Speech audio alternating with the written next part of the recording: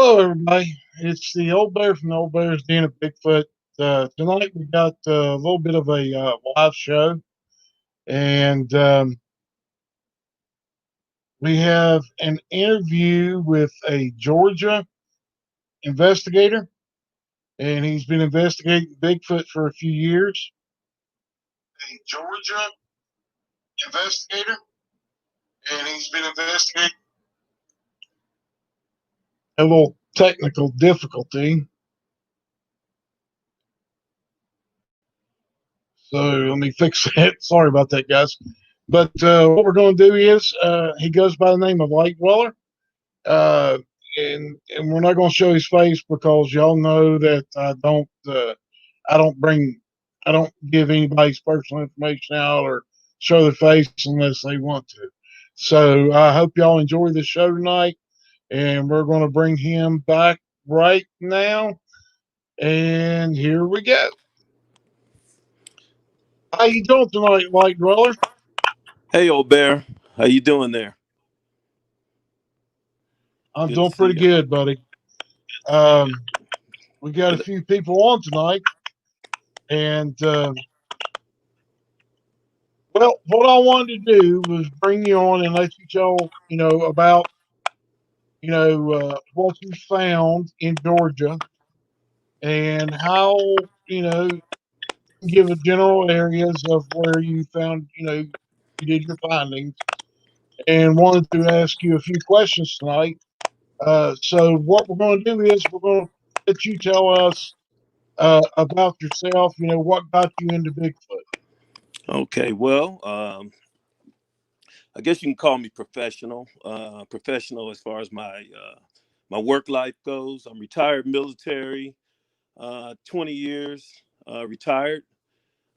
So I guess you can kind of ascertain that I'm probably a little bit up in years, so to speak.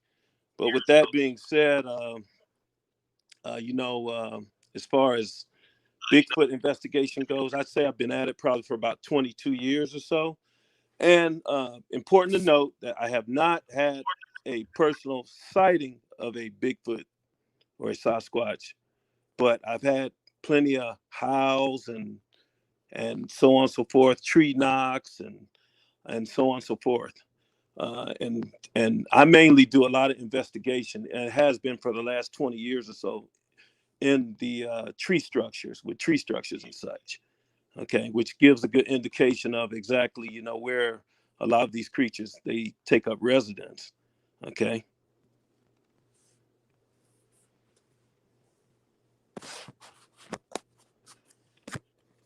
Okay.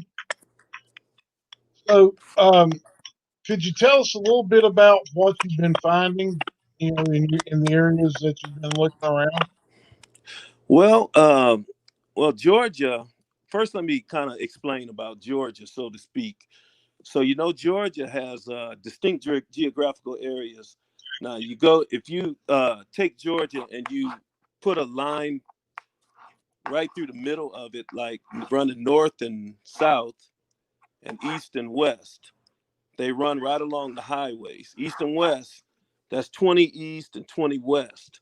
And if you go north and south, that's 75 north and 75 south. So if you go 75 north, you're going up towards the mountains, like around just above, say, Marietta, Georgia. You're going up towards Canton. Then you go further up 75. You can veer off towards 85 and towards a little bit towards North Carolina and such. But you're going north, and those areas around there, Blairsville, and so on and so forth. So that's kind of mountainous. And then if you go west towards Carrollton, that's like going west of Atlanta.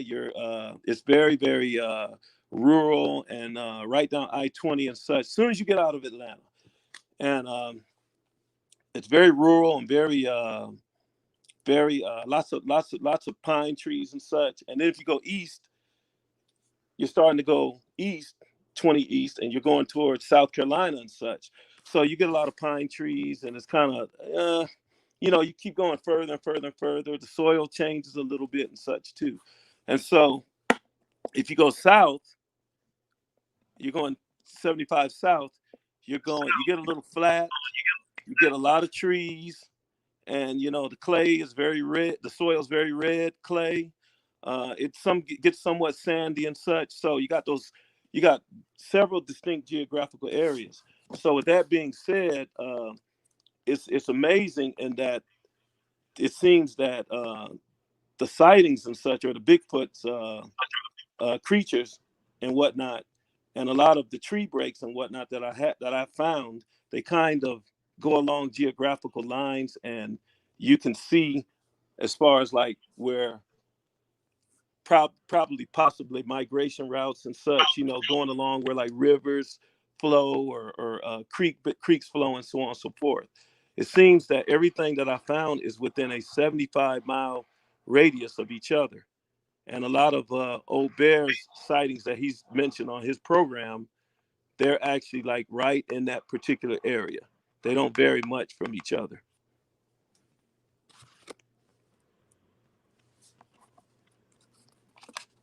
So, in the areas that you went through, what exactly are you finding that, are you finding like, tree breaks or anything of that nature that we know that, they're extremely high, or are there like, structures they've built or anything of that nature?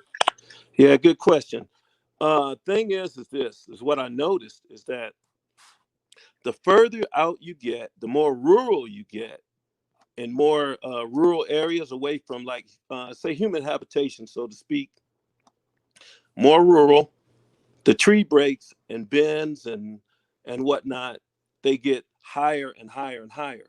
But the closer you get to like human habitation, like I'm finding tree breaks and such. I live in Metro Atlanta, in the suburbs, say 20 east of Atlanta.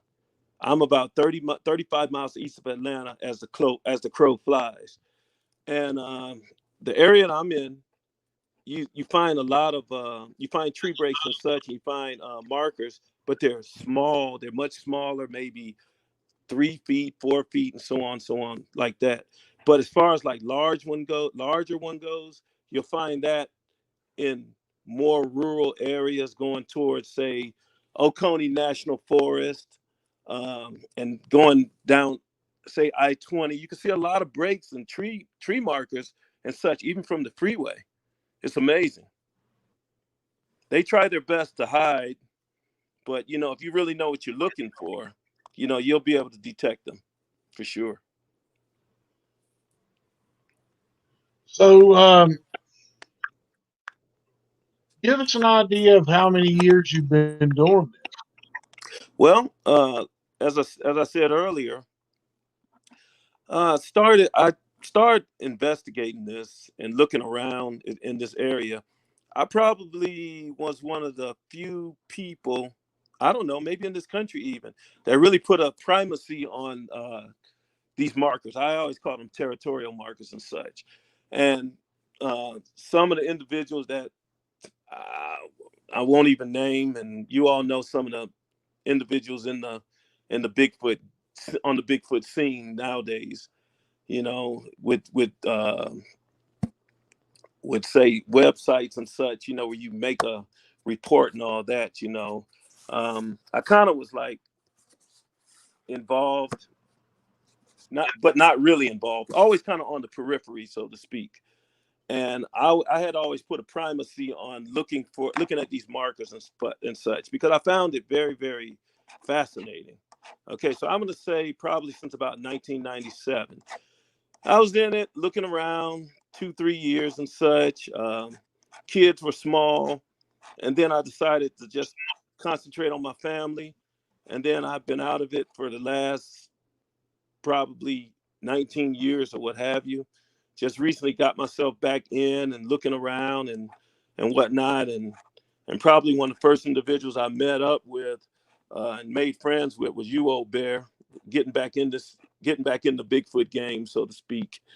And things have changed, and it seems like now a lot of people, they kind of put a little bit of primacy on looking at these markers and so on and so forth as an indicator, and they just seem to be everywhere. And I mean, the same ones you find in Ohio, same ones you find in Georgia, same ones you find in Tennessee, and so on, like that. So, but to answer your question, about 22 years or so, since about 97, 22, 23 years. Okay. Now, could you describe, one of the structures that you found, one of the biggest ones that you found? One of the biggest ones I found as of late, I think I showed you that one, is that one that I found out in Carrollton. That particular one, that was probably about 18 feet tall. I was on my way going west, 20 west, and stopped off and took some backwoods to get to uh, my son's college, where he goes to college out there. And I just happened to walk in a little wooded area, and I happened to see that. It was just, wow, this is amazing. I don't know if Mm-hmm. you can. I don't know if you can actually show that or whatnot. But it was that particular one right there. That one was probably about 18 feet tall. Just that was recent, probably within the last 2 months or so. Well, that's pretty big structure. Have you Hmm. been finding, X's and things of that nature? Yes, sir. X's, finding those everywhere. Amazing thing is that, as I said, I live in the suburbs, the eastern suburbs of Atlanta, 35 miles from the state house capital of Atlanta, Georgia. I live, that's to my doorsteps. Now, in my area where I live, uh, it's sort of like at a confluence of three counties. I'll tell you the three counties. Um, the three county areas, say DeKalb, Rockdale, Henry County. There's some areas around there with some state parks and such. It's several state parks and whatnot around there. Some of those areas are hotbeds for Bigfoot, in that if you go there, you'll find structures all over the place. So I see old ones, I Yeah. see new ones, I see X's, and so on and so forth. And so a lot of those places, most all those places, they have the signs up to say no hunting and such. So they're smart enough to know exactly if anybody's there. But what I gather is that they kind of come through there, as, say, probably migrating or some type of migratory route or what have you. But I see small X's, probably about 3 feet or so. X's that are like three Yeah. feet in diameter or what have you. So, when you go out and you look around for the signs of Bigfoot, do you find, mainly tree bows, or are you finding tree breaks, or are you finding a combination of, you know, all the signs of Bigfoot? Like the big X's and the tree bows and the tree breaks and stuff like that. Are you just finding a little bit of this, a little bit of that, or are you finding a lot of each? Finding a combination. I tell you what I find a lot, and I consulted with a friend of mine who's been in the Bigfoot game for 40 years, and he lives up in Virginia. And he, him and his wife, they have the ability to be able to understand and decipher exactly what some of these markers mean and such. And Hmm. a lot of what I see and what I find, a lot of bows, a lot of small tree breaks, mostly bows. I find a lot of small X's. I find, and in some areas, like if it's kind of like you walk into the woods and then it kind of opens up a little, you might find some larger ones, X's, maybe like 12 foot or what have you. But talking to Hmm. them and then understanding the veracity or the truthfulness of what they're saying, I kind of look at it myself. Like, for instance, the bows. If you find markers that are bows, those bows, they tell me, normally point to some type of water source. And I find that to be very interesting because everywhere where I find a bow, it is somewhere, some type of creek, or maybe within a half a mile, or maybe within some hundreds of yards, there'll be some type of creek or water source there. Okay. And then there's another one that I find a lot of too, would be, if you can imagine, take your three fingers and then stick another finger long ways right through those three fingers. So you have the middle finger of the three, like where you would have, picture that being a three trees, and then you take one tree that's horizontal and you jam it in there. And I know, Ralph, you've probably seen that many times too, correct? Yeah. Yeah, that one Hey, right there. Light Dweller, there's a Yes, sir. question up screen. If you don't mind, it's Sure. directed at you. Yes, sir. What's your opinion on that? Okay. She says, in your opinion, are there differences in the tree structures, the meaning, the stay out? Exactly, 100%. And that's exactly what I'm getting at right there. And like I said, talking to a few people and who's been in this for a long time, and a couple in particular that I know of in Virginia, they they tell me that they mean exactly something. And for instance, I just mentioned the bow, and the bows point towards water sources.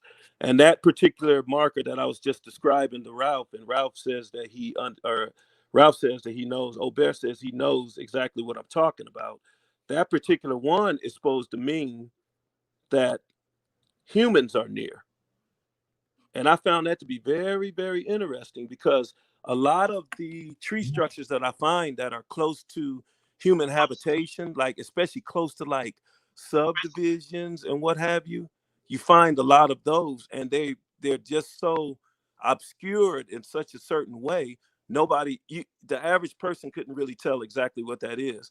If you going somewhere and then you like ride down the street, and then just like there's some wood setting out to the sitting back, some like on a property, and then there's a thoroughfare, and then you see that particular structure right there, and it's like the average person would not think that. And it's like I'll get to that question in a minute, Roxanne. And the average person wouldn't think Yeah. that that's what that is, but according to that couple and according to talking to other people, that I find that to be true, that means that there are humans near. Okay. Now, can I see that question again, Roxanne? Yeah. Hold on She a asked. second. I'll bring it right back up for you, bud. I think she asked about the trident, what that trident means. Yeah. She says, what do you think the tridents mean?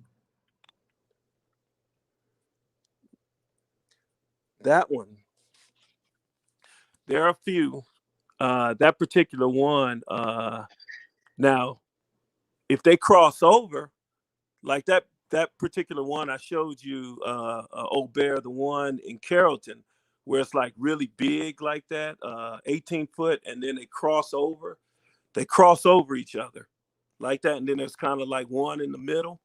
That one supposedly means it's a friendly area, friends, or it's a friendly area. And I've heard someone say that that trident means the same thing too, that it's a friendly area as well too.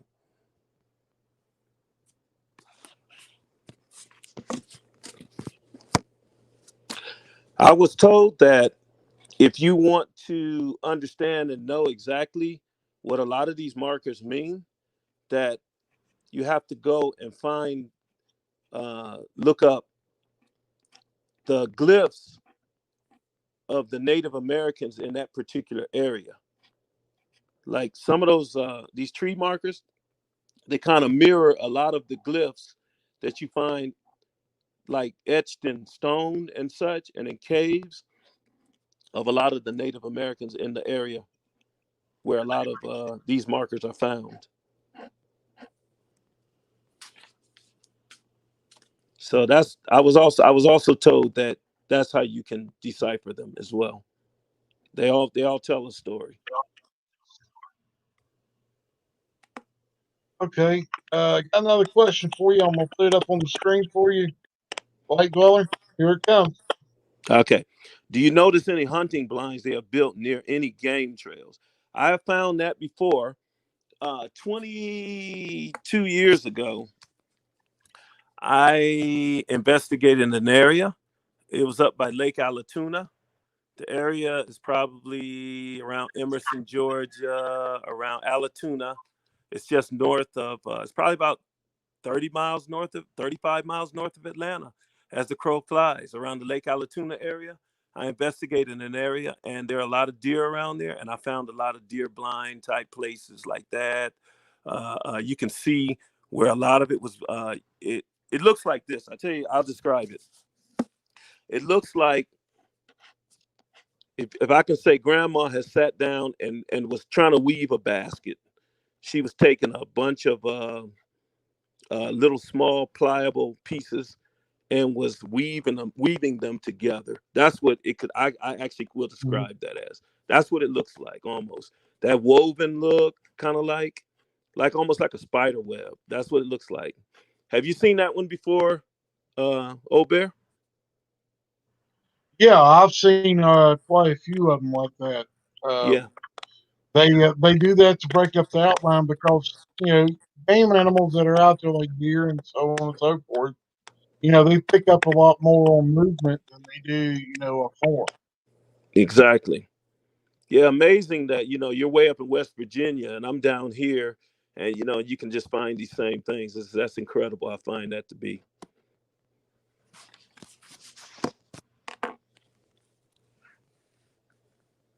Got another question for you, sir, and here Okay. it comes. Even though you haven't had an encounter, what type do you think are passing through? I think that these are probably,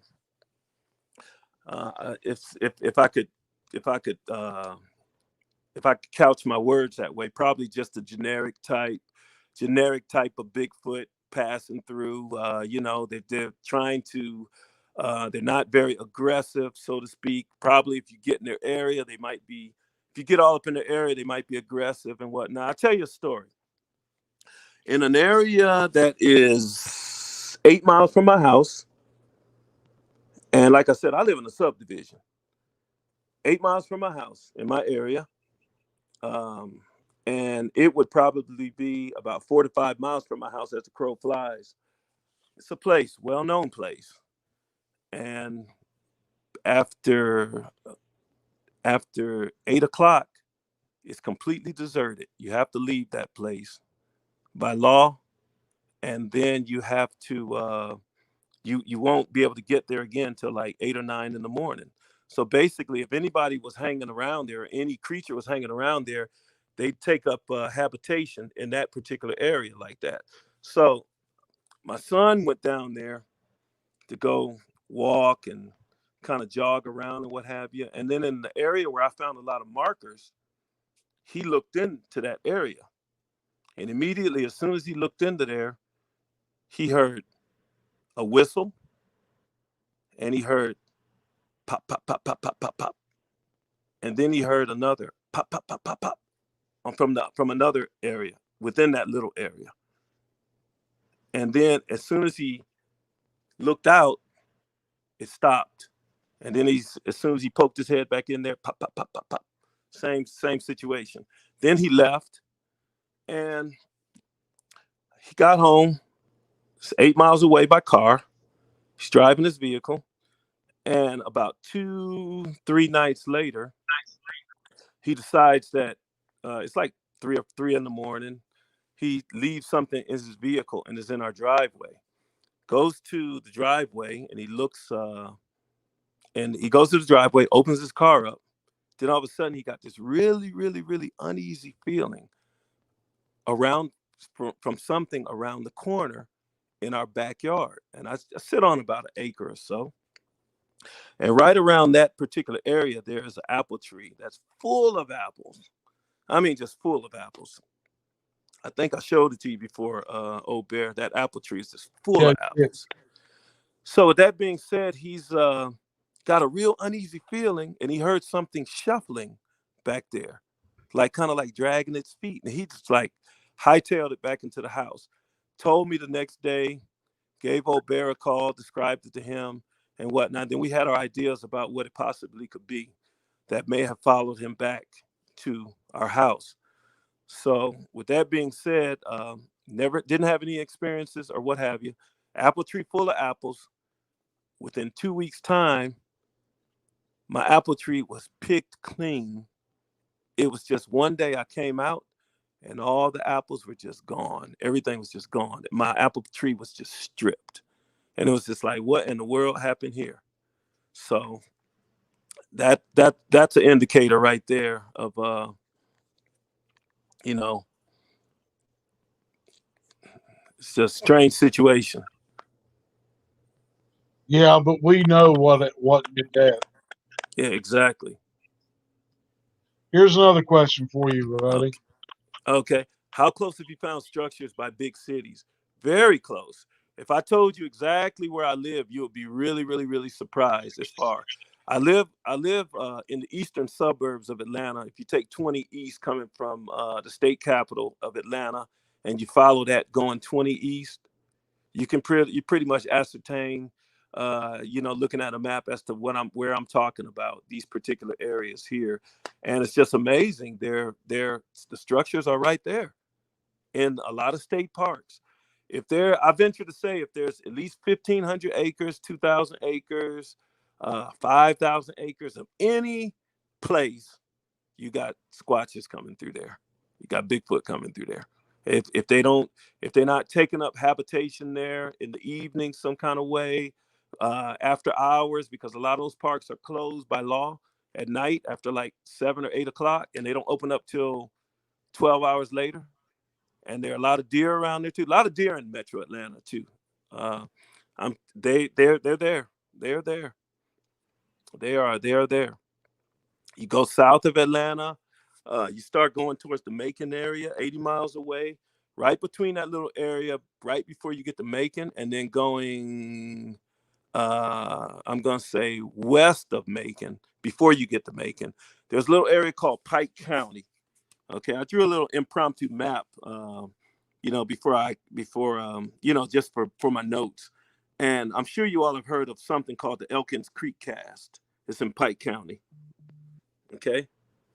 That particular place right there, Elkins Creek, it's like, it's not far.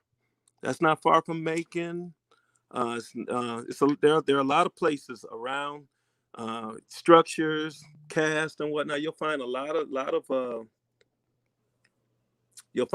very close to human habitation.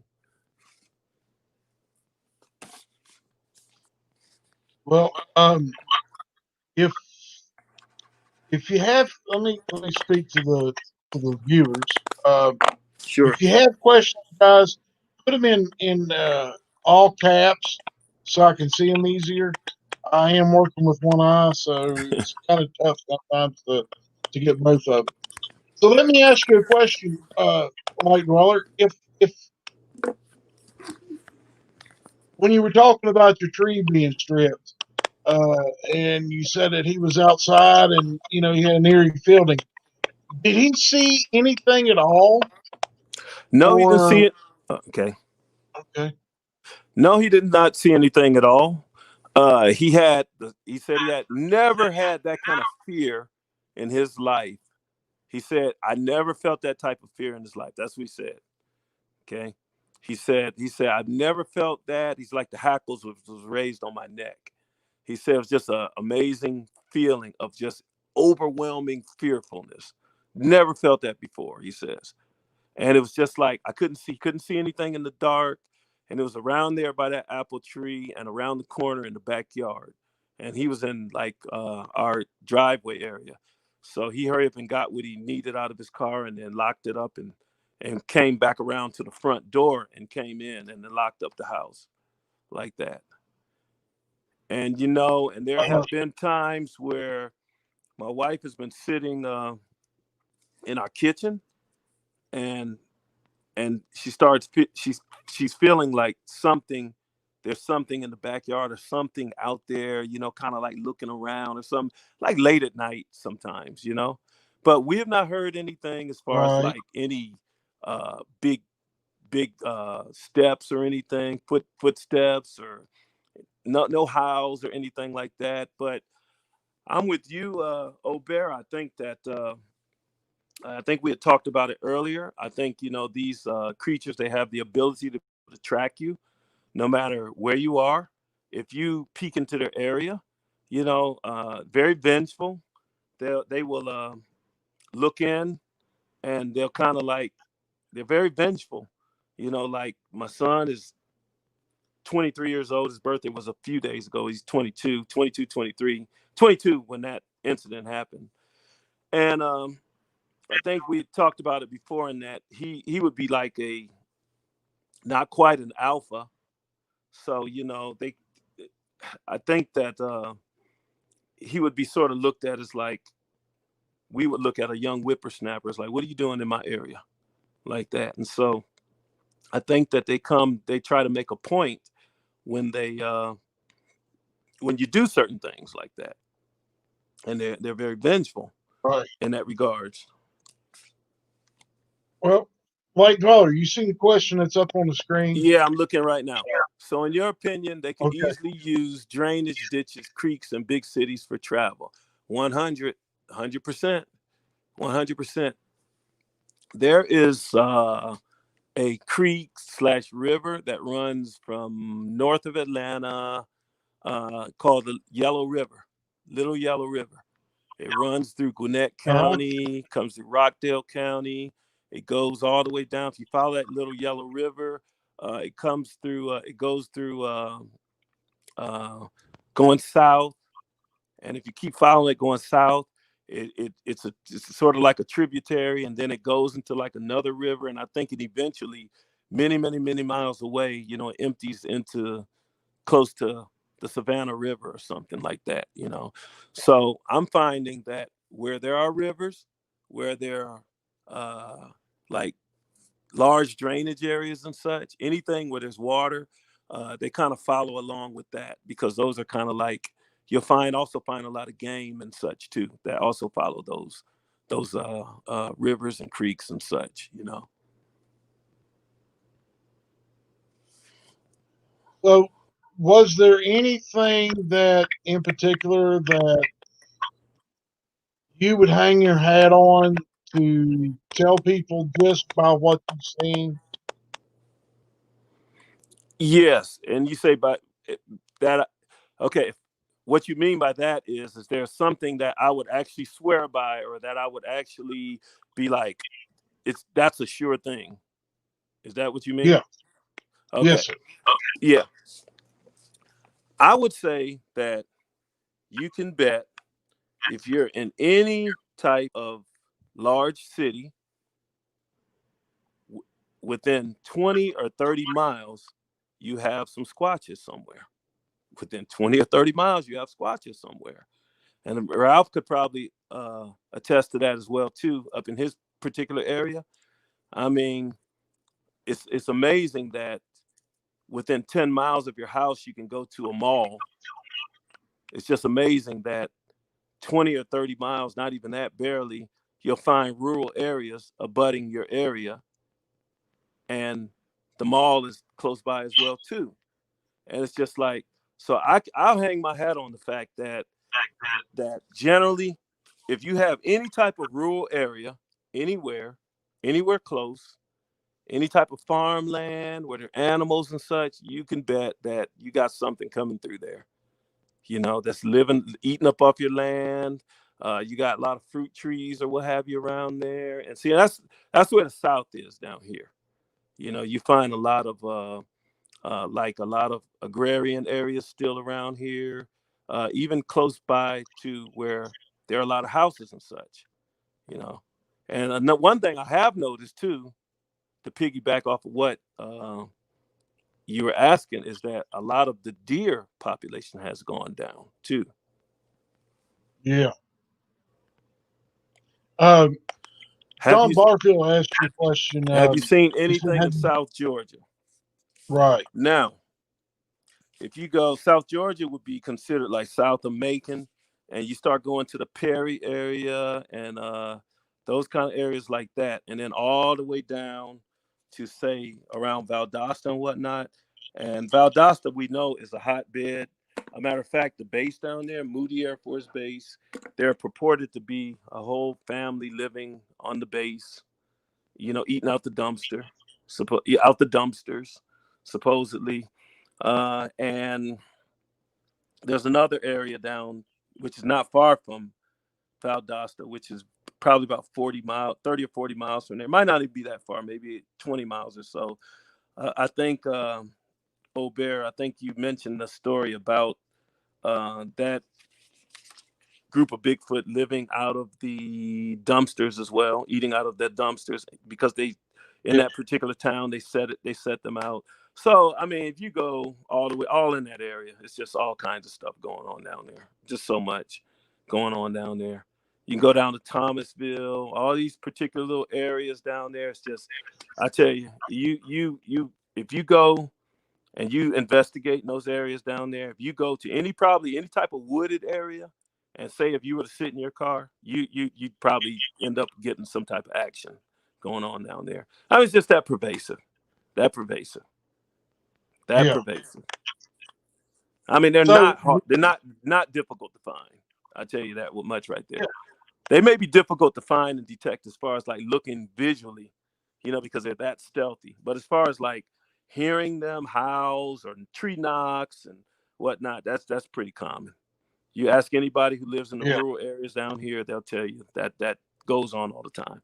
You ask any Joe down here, you ask any hunter down here, it's pretty common. It's almost not a big deal almost.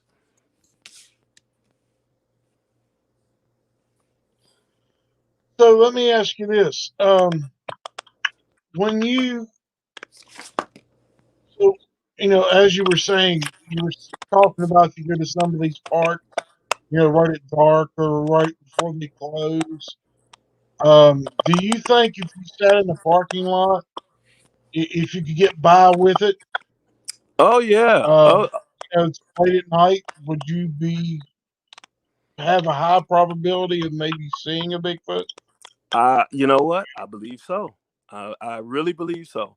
And I'm going to be perfectly honest with you. I haven't had that. I haven't had the guts to do it.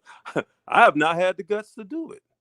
You know, I mean, nowadays the way it is, the way things are nowadays, and you've always said it too, old bear, is that I I'm very wary about going into these rural areas by myself, and or by not telling anybody where I'm going, and these kind of parks and whatnot like this, or not being armed. I'm armed everywhere I go. If I go to the woods or any type of forest or any type of park, I'm armed. I'm gonna take me something, take me enough, you know, and whatnot. But I just think, to answer your question, that if you sit in one of these parks and you parked your car there, I really believe that you probably would get some type of interaction, especially if you start doing something that might catch their ire, like doing some type of howls or doing some type of tree knocks or what have you. Too. I was in a place called Forsyth, which is just north of Macon and not far from the Atlanta airport, maybe about 30 miles or so. And I was at a rural property and I heard tree knocks back and forth, back and forth. This broad daylight, in broad daylight and whatnot. The question up on there, you may have just answered it, but have you ever had any uncomfortable situations occur while you're out, looking for tree Researching. structures and stuff? I'm gonna say not as of late recently because I'm always in the daytime.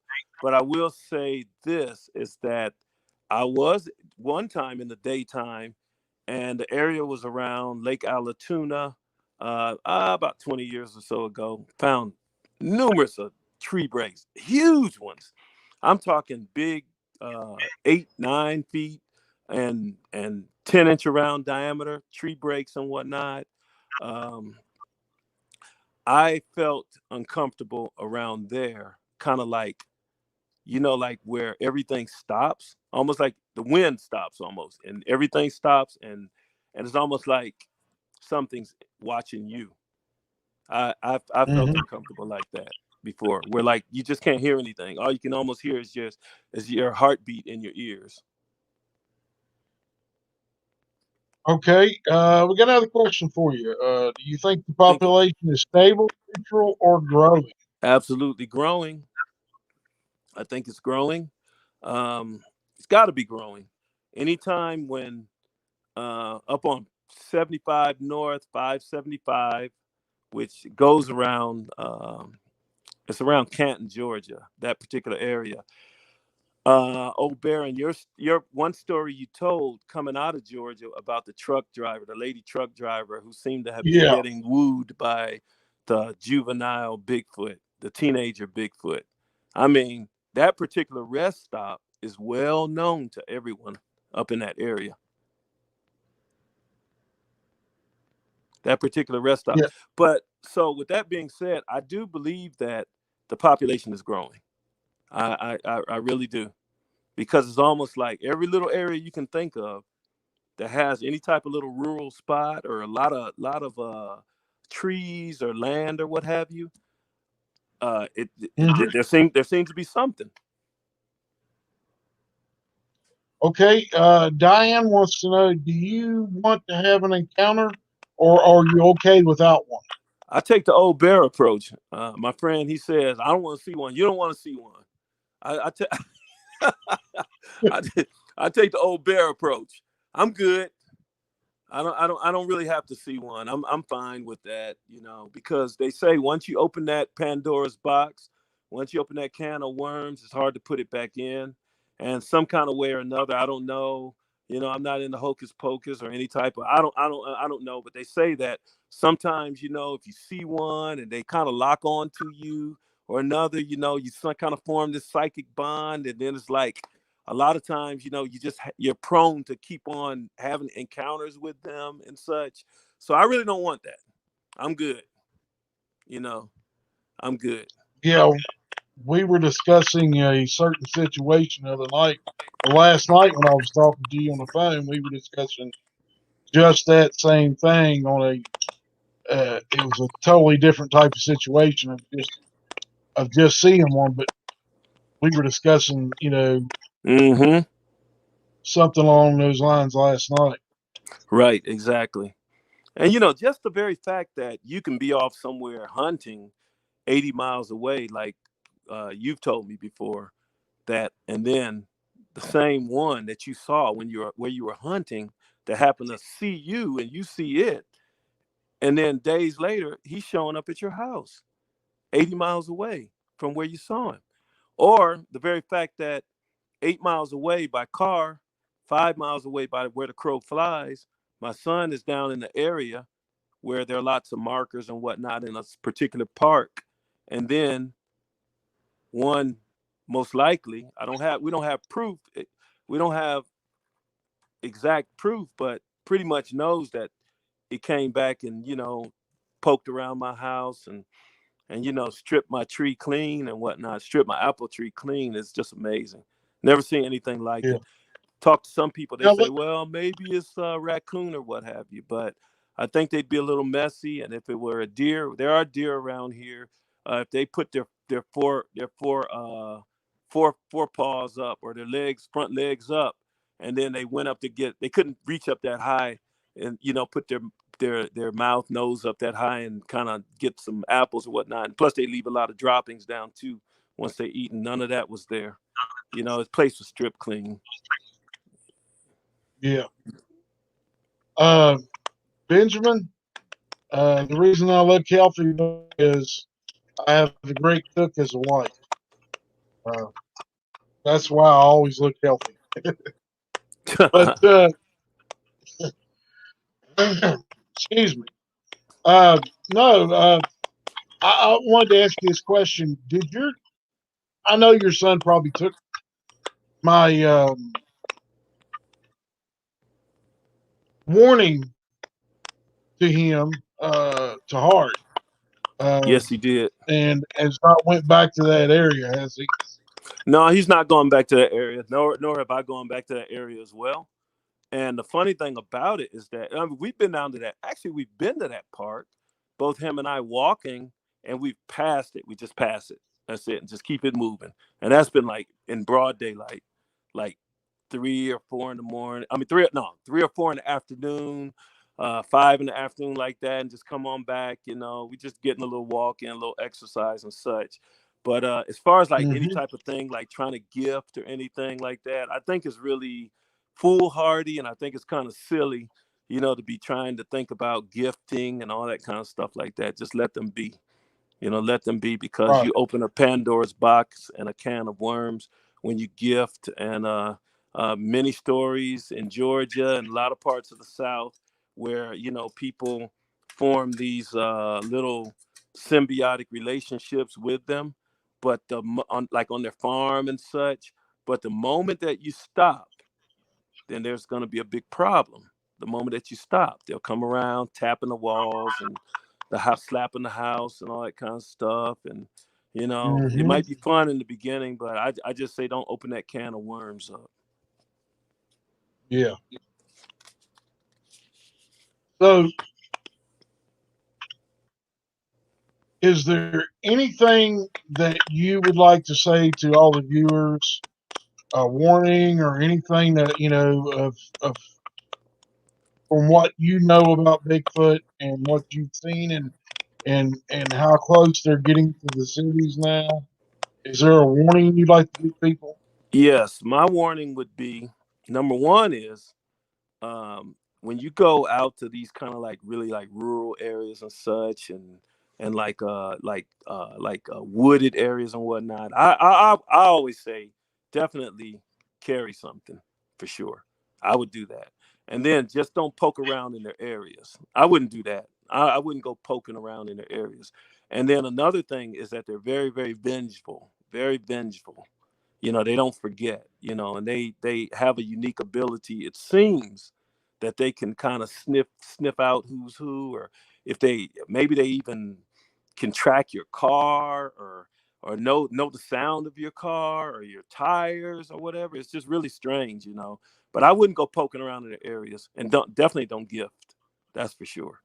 So if you see like markers, territorial markers, or tree breaks or whatever, just get your pictures, just keep it moving like that. But don't go up in there poking around like a whole lot and whatnot. Just, I mean, they seem to understand and know when people's intent, like who's good, who's not so good, and what their intentions are. But kind of make your intention, make it like this is just incidental. I just happen to stumble upon this. Kind of give off that vibe, and then just get your pictures and just go. But Right. that's the advice I would have for anybody like that. Don't really Okay. poke around in the area. Yeah. TFV. Yeah, they do know your intentions and weaknesses. Mm-hmm. They can tell those right off the bat when they see you. They know what they can read a person just like we read people. Absolutely. Uh, so, guys, I promised Light Dweller I wouldn't keep him all night. And we're coming up on 50 minutes. So, we are going to end the broadcast for tonight. We have more stories coming out this weekend. And I want to thank Light Dweller for coming on. He's a very good friend of mine, and he does research down in the Georgia, down around Georgia, and he doesn't put his stuff out. He sends it to me, and we look at it, we discuss it, and sometimes I put him. I'm gonna start putting some of the older pictures that he sent me, and he's given me permission to put those older pictures out. There will be no way that you'll know who he is. So I'm keeping him anonymous because he wants to stay anonymous and because the position he has. And Light Dweller, I want to give you a big thank you for coming on. And I really appreciate you coming on. Sure, absolutely, buddy. Absolutely. My pleasure. Okay. All right, guys. I'll talk to you a little bit later, Light Dweller. Just Okay. kind of hang out in the back, and then I'll be right with you, buddy. Okay, absolutely. Okay, see you all. Y'all, you. Uh, well, guys, that's going to conclude the show for today, and we got all the way up to 65 viewers tonight, which is awesome. You know, usually I don't get about 30 or 40, but I thank you all for coming. And for the ones that made it in late, I'm sorry, guys. You know, I wish I could have kept him on all night, but you know, I promised him I'd get him out of here pretty soon. And that will be tonight's broadcast. And I hope y'all enjoy it. Tell me what you think, and give me a thumbs up if you don't mind. Uh, Getting a little light lately on people viewing the videos, and so I think other things are going on in that, but we'll leave it alone. So each and every one of you have a blessed night, and from me, we love you guys. Y'all have a wonderful night and a blessed one. Bye bye.